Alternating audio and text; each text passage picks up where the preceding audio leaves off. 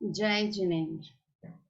निज स्वरूप को परामरस जामे भर्यो अपार, वंदो परमानंदमय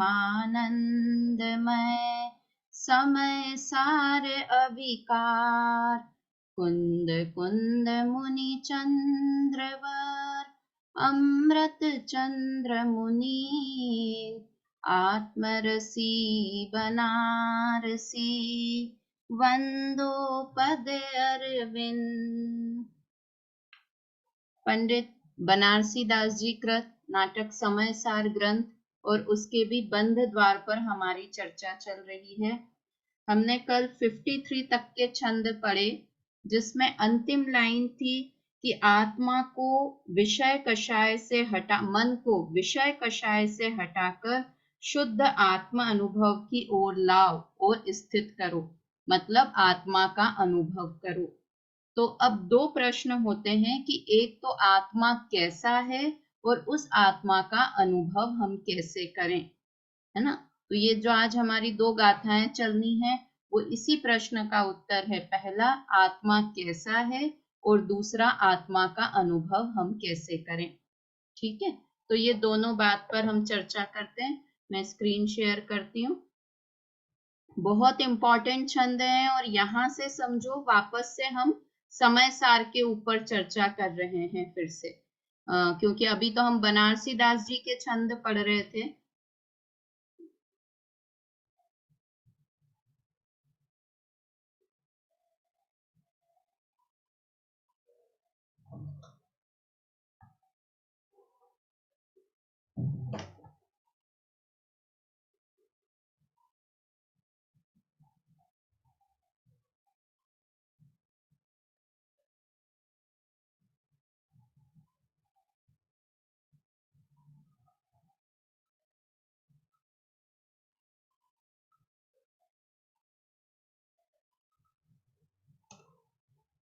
देखिए, ये 53 नंबर की आखिरी लाइन थी ना, इससे मन की प्रवृत्ति विषय कषाय से हटाकर उसे शुद्ध आत्म अनुभव की ओर लाओ और स्थिर करो ना। तो अब आत्मा अनुभव कैसे करना, उसका उपदेश यहाँ पर दे रहे हैं। बोलते हैं एक साथ, पहले छंद बोलते हैं फिर उसका अर्थ करते हैं।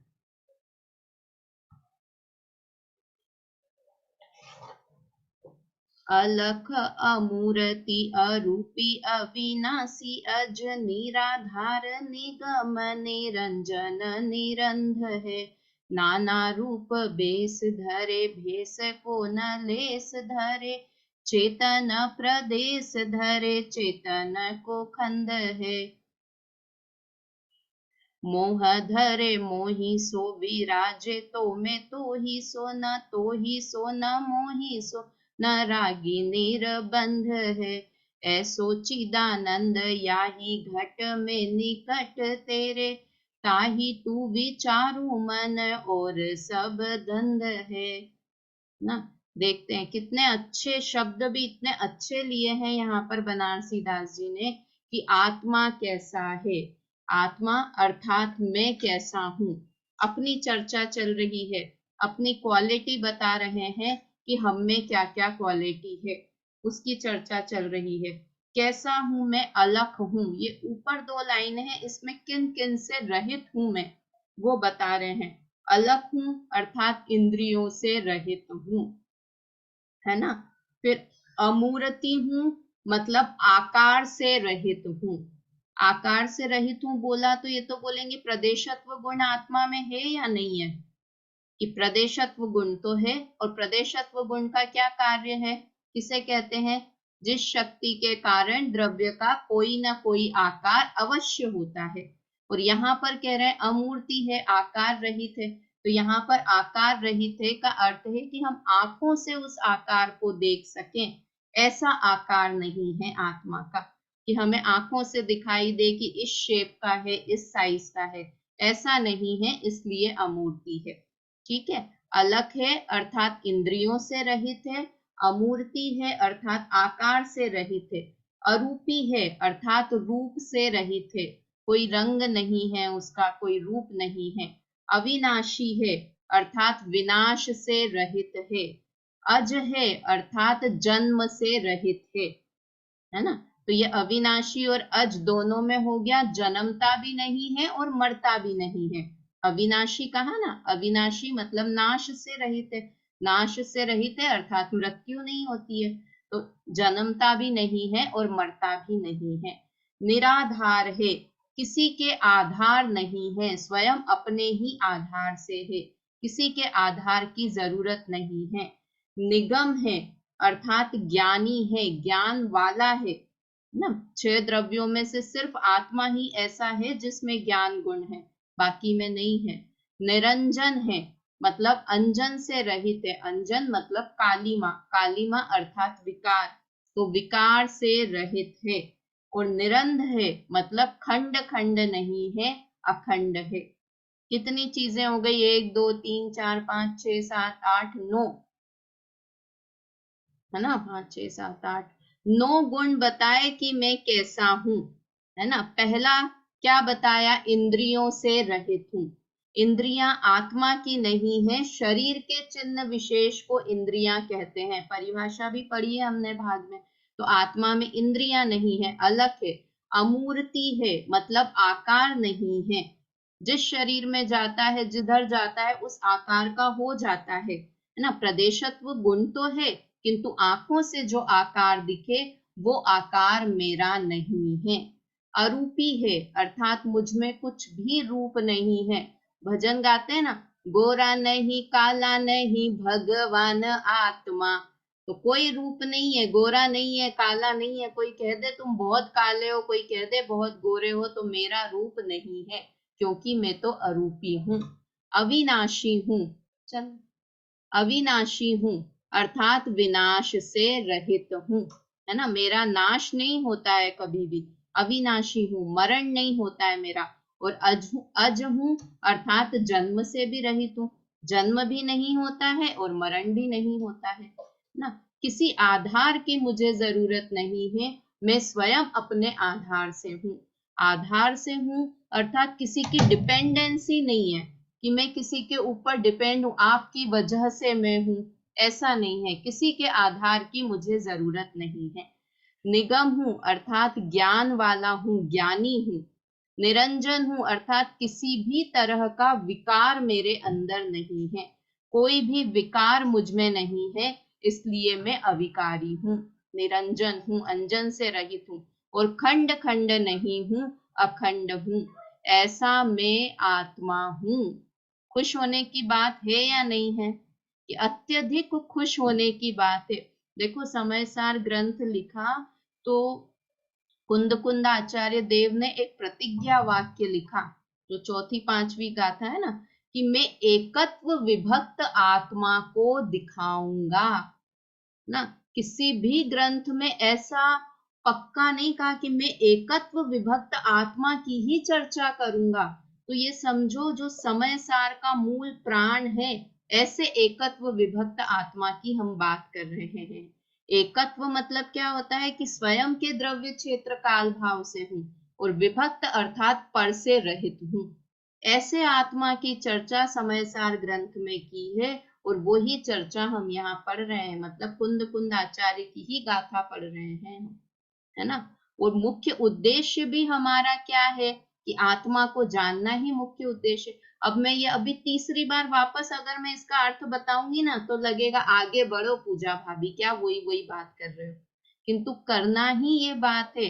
इन पे एक भी चीज पे भरोसा आ जाए ना, कि मैं ऐसा हूं, मैं अविनाशी हूं, मैं अज हूं, मेरा जन्म मरण नहीं होता है ना, तो ही अपने आप में सम्यक दर्शन हो जाए। इतना सा एक इतनी चीजों से, मैं विकार से रहित हूं, निरंजन हूं, इस चीज पर श्रद्धा हो जाए तो सम्यक दर्शन हो जाए। किंतु हम बोलने के लिए बोल जाते हैं, किंतु विश्वास नहीं कर पाते हैं।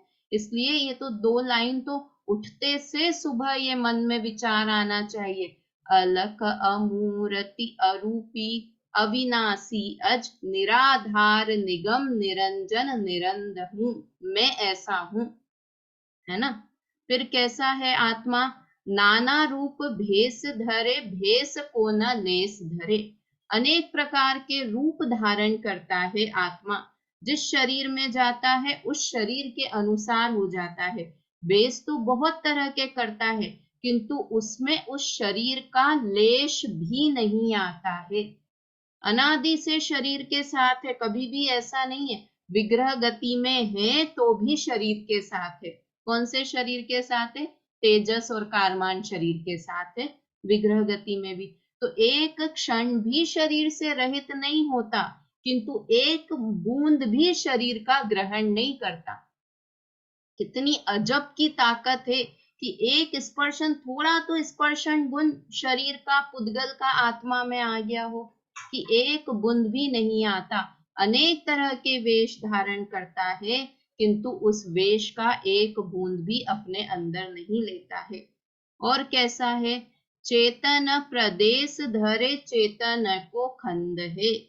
चेतना के प्रदेश को धारण करता है, मतलब प्रदेश प्रदेश में, आत्मा के एक एक प्रदेश में कौन सा गुण है? चेतना गुण है। चैतन्य से ही बना हुआ है। चेतना चेतना चेतना पूरा चेतन से बना हुआ है, चैतन्य प्रदेशी है। और चेतन को खंड है, मतलब चेतन का पिंड है। खंड है मतलब डली है, चैतन्य का ही पिंड है।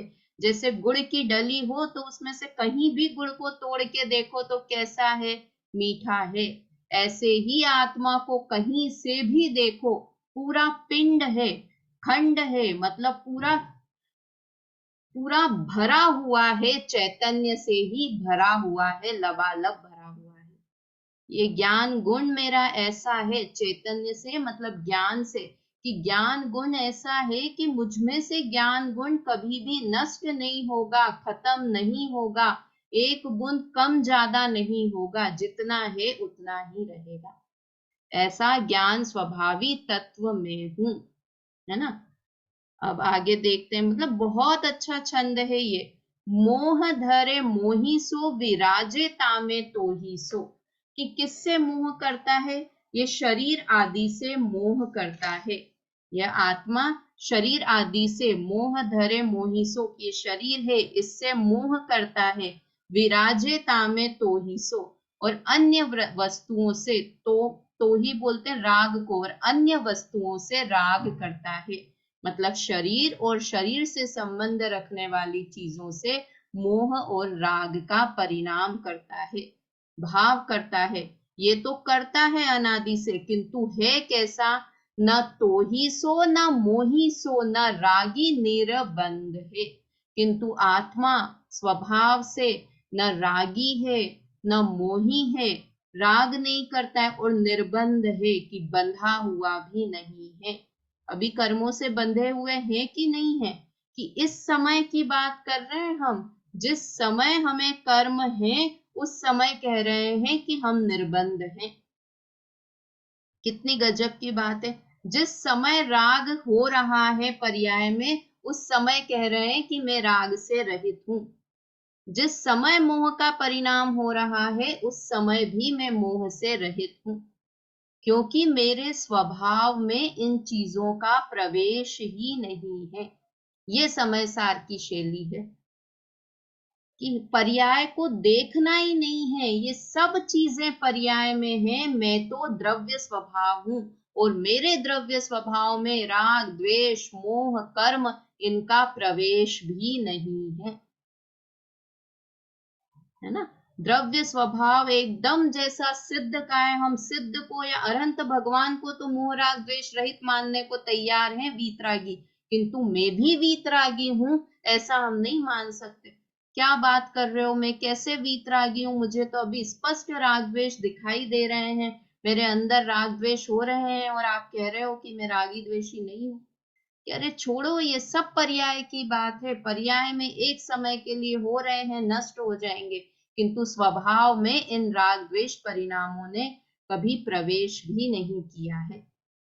आता है विश्वास ऐसा बेला भाभी, कभी विश्वास कर पाते हैं हम कि मैं राग द्वेष से रहित अभी हूं, इस समय ही हूं? नहीं आता है भरोसा, क्योंकि अपनी शक्ति की खबर नहीं है। इसको ही कहते हैं कि मैं भूला हुआ भगवान हूं, भूल गया हूं अपने वैभव को, कि मैं तो ज्ञान करने वाला हूं। ये ऊपर की लाइन में लिखा है ना कि मैं ज्ञान ज्ञान ज्ञान ही करने वाला हूं, तो ज्ञान कर रहा हूं तो राग भी कर लूं ऐसा नहीं है। ज्ञान करता हूं तो ज्ञान स्वभावी ही हूं, ज्ञान ही करता हूं। अगर दृष्टि विभाव पे रखेंगे ना, अगर जैसे कि अरे ठीक है मैं ज्ञान स्वभावी हूं, किंतु राग भी तो जीव में ही होता है ना। आपने तो पढ़ाया है कि राग भी जीव में ही होता है, मोबाइल को राग द्वेष नहीं होते। अगर ये अगर मगर लगाएंगे ना तो कभी भी स्वभाव को नहीं देख पाएंगे। हमको सम्यक दर्शन क्यों नहीं हो पाता है पता है? एक सबसे बड़ा कारण है किंतु परंतु लगाते हैं हम। मैं हूं तो ज्ञान वाला, किंतु राग भी तो होता है, पर्याय में तो राग हो रहा है। मैं हूं तो भगवान जैसा, किंतु अभी तो पामर हूं, है ना। ये किंतु परंतु लगा लेते हैं तो हम जो मूल बात है उसका वजन कम हो जाता है ना। अपन किसी से तारीफ करें कि आप बहुत अच्छे हो, बहुत गुण वाले हो, किंतु कभी कभी गुस्सा भी तो करते हो, तो क्या होगा? वो सारी चीजें एक तरफ रह जाएगी तारीफ, और आप गुस्सा करते हो ये बात याद रह जाएगी। रह जाएगी कि नहीं? बुराई की चीज याद रह जाएगी, तो अच्छाइयां सब, मैं ज्ञान वाला हूं, अखंड हूं, अविनाशी हूं, जन्म नहीं है, मरण नहीं है, किंतु कभी कभी तो राग द्वेष हो जाता है, किंतु पर्याय में तो राग द्वेष है। तो ये किंतु हमारे लिए मुख्य बन जाता है और वो सारी चीजें गौण हो जाती है ना। इसलिए लिखा है, कोटा वाले बाबूजी ने कहीं लाइन आती है, किंतु परंतु का सांप तुझे डस रहा है। किंतु ऐसा हूं, परंतु ऐसा हूं, सब चीजें छोड़ देना, एक द्रव्य स्वभाव पर दृष्टि कर कि मैं तो अविनाशी ज्ञान स्वरूपी तत्व हूं, ऐसा अंदर में निर्धार कर, है ना। ऐसो चिदानंद याही घट में निकट तेरे। ऐसा चिदानंद, चिदानंद मतलब क्या? चिद मतलब ज्ञान और आनंद मतलब सुख, ज्ञान और सुख का बना हुआ तत्व तेरे घट में, तेरे निकट है। निकट क्या है? वो तत्व ही मैं हूं, है ना। एक पहले भी बताया था कि अध्यात्म में ज्ञान और सुख, उसको महत्व दिया है ना। जो आता है ना, मैं ज्ञानानंद स्वभावी हूं, मैं ज्ञानानंद स्वभावी हूं। तो ज्ञान और आनंद, क्योंकि आनंद को सुखी करना ये अध्यात्म का मुख्य प्रयोजन है। और हम अगर दूसरे अनुयोगों की बात करें, आगम की बात करें, तो उसमें क्या? ज्ञान दर्शन, चेतना व्यापार वाला हूं, तो वहां दर्शन गुण को मुख्य किया जाता है। ज्ञान के साथ ज्ञान तो दोनों ही जगह मुख्य है, किंतु जब भी हम अध्यात्म की बात करते हैं तो उसमें आनंद की बात आती है। तो मैं चिदानंद हूं, ज्ञान और आनंद वाला हूं, और ऐसा आत्म तत्व में ही हूं। देखो एक बात बताओ, किसको पता है आगम में कौन कौन से अनुयोग आते हैं और अध्यात्म में कौन से अनुयोग आते हैं?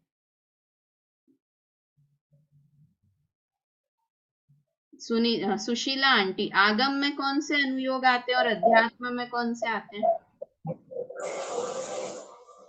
अध्यात्म में तो ये आएंगे ना, प्रवचन सार है, समय सार है, अध्यात्म की तो ये है, और आगम के रतन कंठ श्रावकाचार है। और ये चार सारे अनुयोगों की बात करें, चार अनुयोगों में से कितने आगम है? चरणानुयोग कर्णानुयोग तो आगम के, और कर्णानुयोग और चरणानुयोग द्रव्यानुयोग, और आखिरी वाला प्रथमानुयोग। प्रथमानुयोग और चरणानुयोग तो आगम के, और द्रव्यानुयोग और वो वाला कर्णानुयोग अध्यात्म के। बोली बेला भाभी, बताइए आप, चार अनुयोग में से कितने अध्यात्म है, कितने आगम है? अध्यात्म में तो कर्णानुयोग और द्रव्यानुयोग होना चाहिए। अच्छा, नहीं, आगम में कर्णानुयोग द्रव्यानुयोग होना चाहिए, और इसमें अध्यात्म में प्रथमानुयोग चरण, पता नहीं, कुछ समझ नहीं आता। चलिए कौन बता सकता है, बताइए। देखो इसका प्रथमानुयोग और देखो आगम किसे कहते हैं पहले, और अध्यात्म किसे कहते हैं पहले, ये समझते हैं तो फिर अपने आप अनुयोग लगा पाएंगे। आगम मतलब गमन करके आया है, जो कहा हुई बात कही जा रही है, जो पूर्वाचार्यों ने कही, श्रुत ज्ञानियों ने कही, तीर्थंकर ने कही, भगवान ने कही, वो गमन करते करते जो हमारे तक आ रही है उसे आगम कहते हैं, है ना।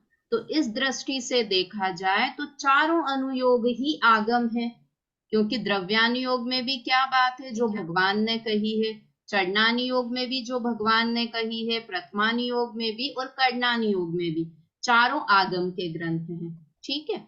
अब अगर दूसरी दृष्टि से देखें तो तीन ग्रंथ, प्रथमानुयोग, चरणानुयोग और कर्णानुयोग, ये आगम के ग्रंथ हैं। क्यों? क्योंकि इसमें जैसा सर्वज्ञ ने कहा सिर्फ वो ही बात है।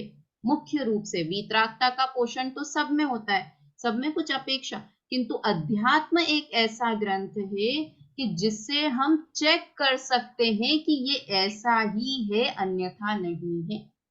कैसे?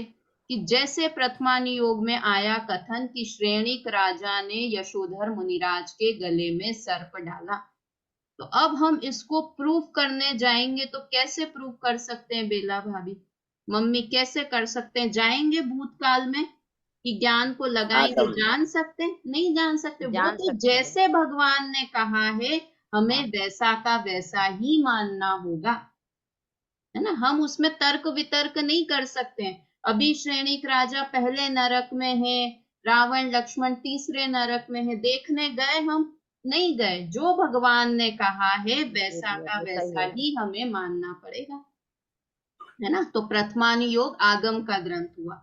चरणानुयोग कि पानी की एक बूंद में, अनछने पानी में इतने जीव हैं, देख सकते हैं हम?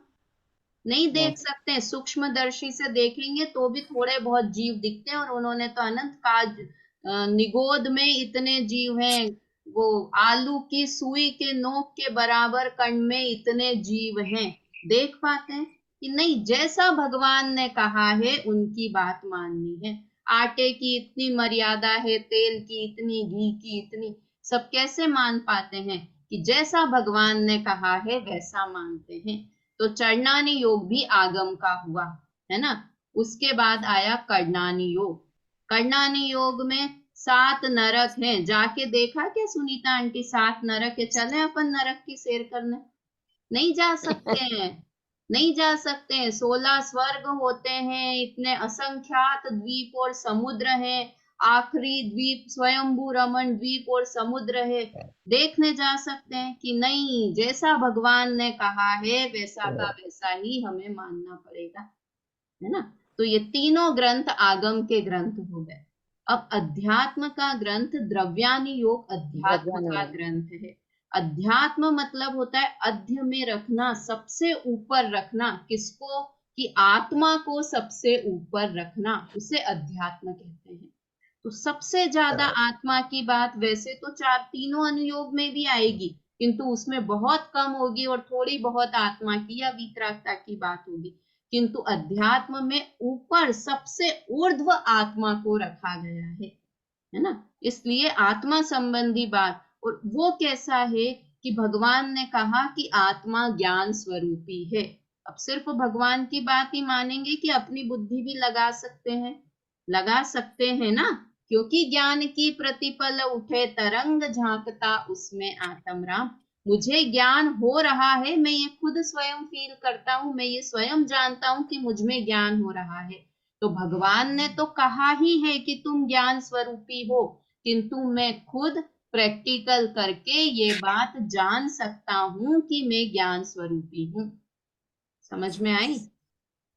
कितनी अच्छी बात है कि हम ये सब, मुझे सुखी होना है, मैं सुख का सागर हूँ, पर्याय में भी सुखी होना है, ये हम खुद फील करते हैं।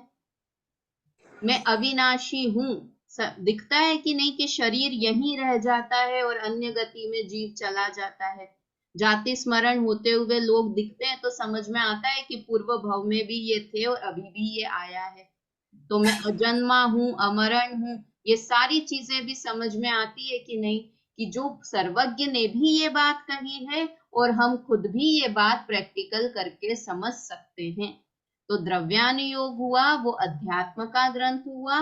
वैसे चारों ही अनुयोग आगम के भी हैं, क्योंकि चारों ही अनुयोग सर्वज्ञ द्वारा कहे गए हैं, किंतु मुख्य रूप से 3 अनुयोग, चरणानुयोग, प्रथमानुयोग और कर्णानुयोग, इन्हें आगम के ग्रंथ कहते हैं और द्रव्यानुयोग को अध्यात्म का ग्रंथ कहते हैं।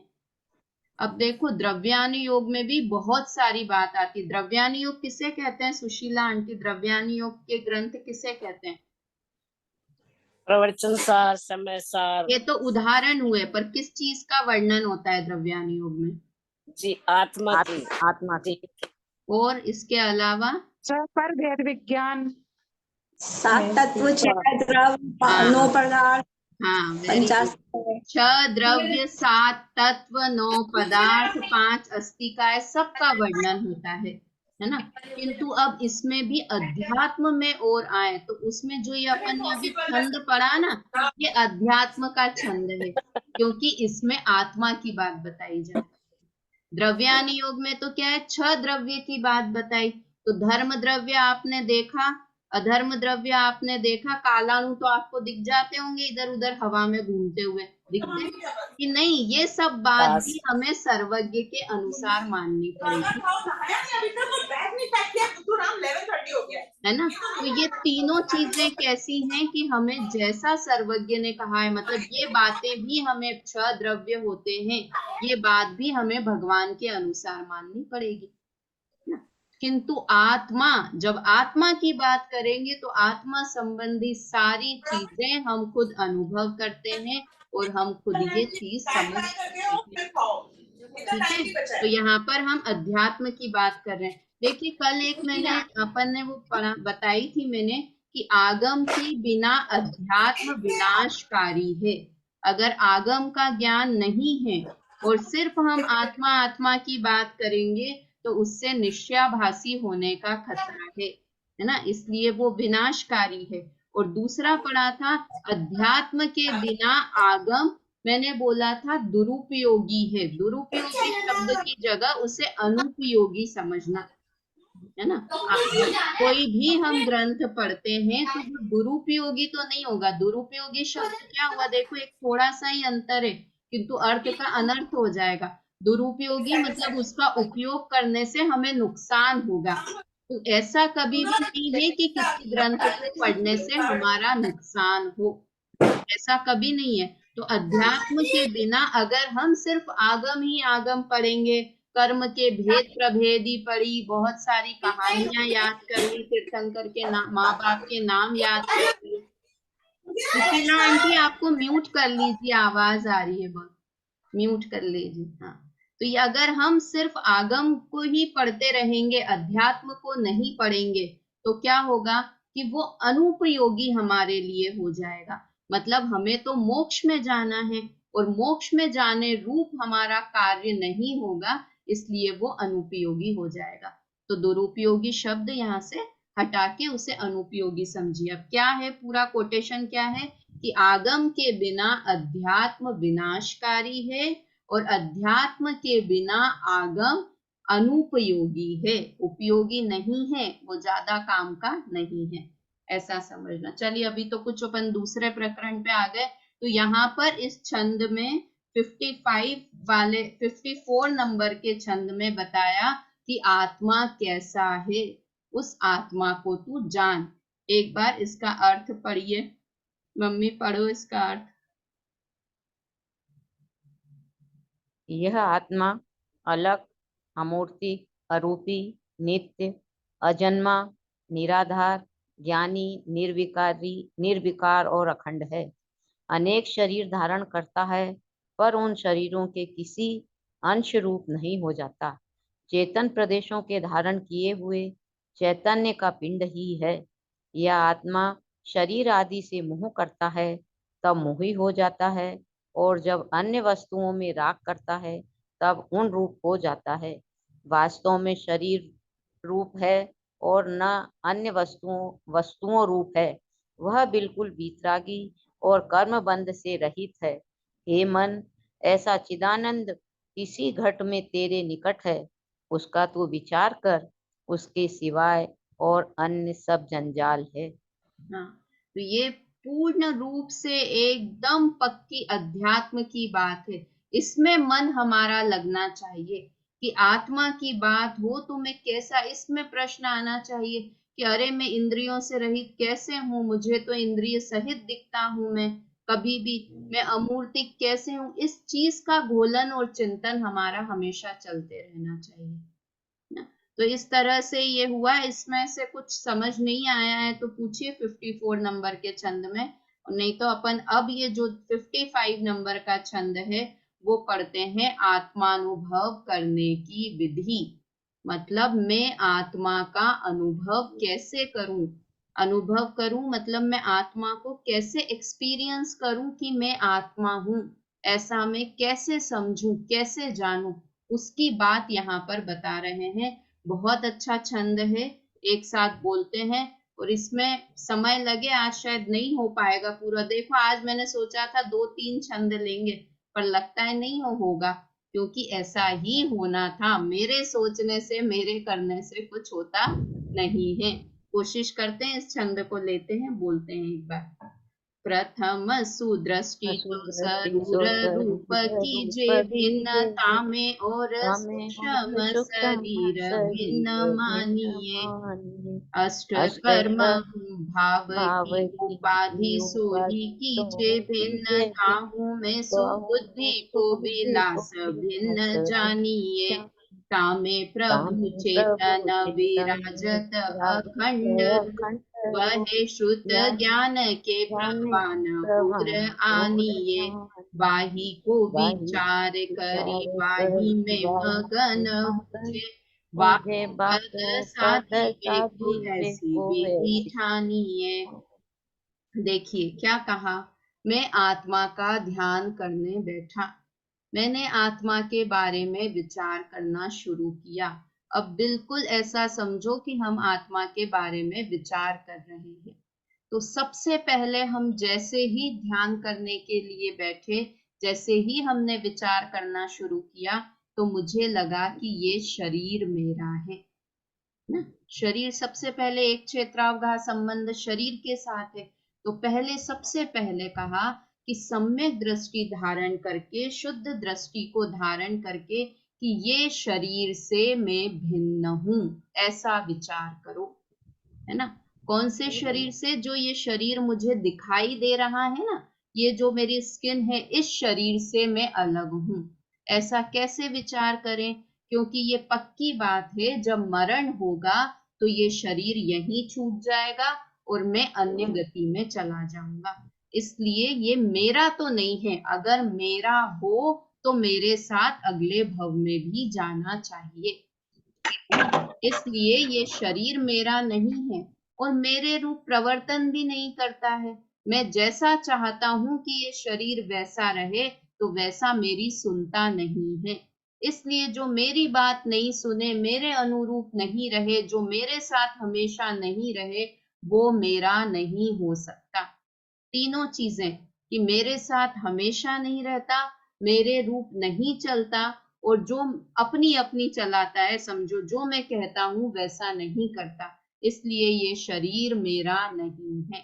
यहाँ पर इस शरीर से पहली लाइन में जो शरीर से भिन्न बताया, तो तीनों शरीर, 5 तरह के शरीर होते हैं, नाम पता होंगे सबको। कौन कौन से? औदारिक, वैक्रियक, आहारक, तेजस और कारमान। ठीक है, 5 तरह के शरीर होते हैं। एक बार फिर से बोलते हैं, औदारिक, वैक्रियक, आहारक, तेजस और कारमान। तो अभी जो ये ऊपर से स्थूल दिखाई दे रहा है, ये औदारिक शरीर है और साथ में तेजस भी है, जो औदारिक शरीर में कांति पैदा करता है, वो तेजस शरीर।